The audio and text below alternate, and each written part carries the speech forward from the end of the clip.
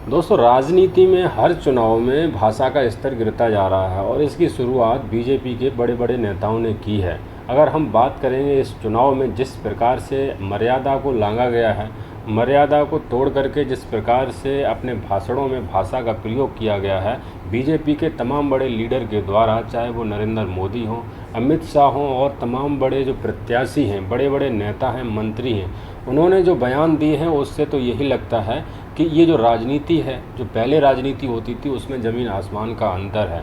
क्योंकि जो पहले के नेता थे वो संयम बरतते हुए, भाषा में पूरी शुद्धता रखते हुए, मर्यादा के पालन करते हुए जो वो बयान देते थे, चाहे आपकी विचारधारा अलग हो सकती है, आप अपने मुद्दे पर चुनाव लड़िए, आप जो विकास की बात करिए, रोज़गार की बात करिए, जो जनता से जुड़े हुए मुद्दे हैं उन पर।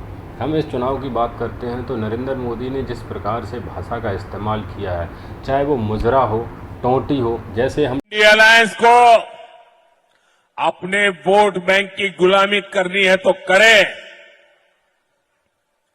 उनको वहां जाके मुजरा करना है तो भी करें। टोंटी के बारे में बता रहे हैं हम, वो ये है कि अखिलेश यादव से ये किस्सा जुड़ा हुआ है। उन पे झूठा आरोप लगाया गया जब वो सत्ता से गए 2017 में, बीजेपी सरकार में आई उत्तर प्रदेश में, तो उनकी तरफ से ये आरोप लगाया गया कि अखिलेश यादव मुख्यमंत्री आवास से टोंटी को ले गए। लेकिन ये सरासर गलत था दोस्तों। एक मुख्यमंत्री पे ऐसा आरोप लगाना, ऐसी ओछी हरकत करना किसी भी पार्टी के लिए शोभा नहीं देता। लेकिन बीजेपी ऐसे काम करती है।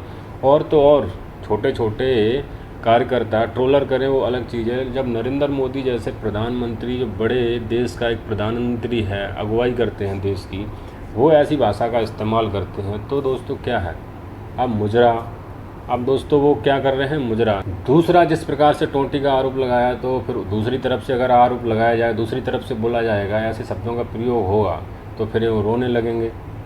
आप सुनिए किस प्रकार से नरेंद्र मोदी ने ये भाषण दिया। मोदी घर घर पानी पहुंचा रहा है। सपा कांग्रेस वाले आपके घर की पानी की टोंटी भी खोल के ले जाएंगे और इसमें तो इनकी महारत है।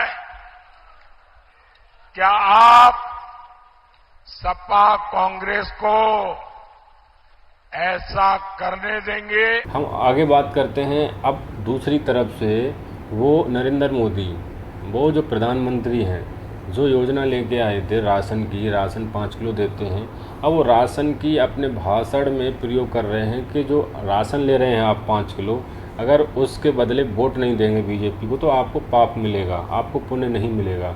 तो दोस्तों, ये किस प्रकार की राजनीति है? आप सरकार में हैं, आप एक देश का प्रतिनिधित्व कर रहे हैं और आप जनता को कोई योजना ला करके उसको लाभ दे रहे हैं, तो फिर उसको आप फ़ायदा लेना चाह रहे हैं। आप चाह रहे हैं कि आपको वोट देगा तो उसे पुण्य मिलेगा, वोट नहीं देगा तो उसे पाप मिलेगा। ऐसे जनता को ऐसे नहीं करना चाहिए। जनता का काम होता है कि वो किसको पसंद करेगी, उसकी जो आशाएं थी उस पर कौन खरा उतरा या नहीं उतरा, जो बड़े बड़े वादे किए थे। दोस्तों 5 किलो राशन से क्या होता है? किसी भी परिवार को समाज में सम्मान मिल सकता है क्या? जब तक उस परिवार में इकॉनमी, आर्थिक स्थिति अच्छी नहीं होगी, उसमें रोजी रोजगार नहीं होगा, कोई उसके परिवार का लड़का, पुत्र, बेटा जब तक नौकरी नहीं लगेगी, घर नहीं बनेगा, गाड़ी नहीं होगी, तब तक कैसे सम्मान मिलेगा? शादी नहीं होगी तब तक 5 किलो राशन से किसी की शादी हो सकती है क्या? कोई अपनी लड़की 5 किलो वाले राशन के घर में, जिसके 5 किलो राशन पर डिपेंड हो जो घर, उसमें कोई शादी कर सकता है क्या? दोस्तों, इन सभी चीज़ों पर जनता वोट करेगी नहीं करेगी वो जनता का अपना मत है। लेकिन आज के समय की ये बहुत ज़रूरी चीज़ें हैं। जो भाषा का स्तर गिर रहा है वो ऐसा स्तर आज से पहले कभी नहीं गिरा था।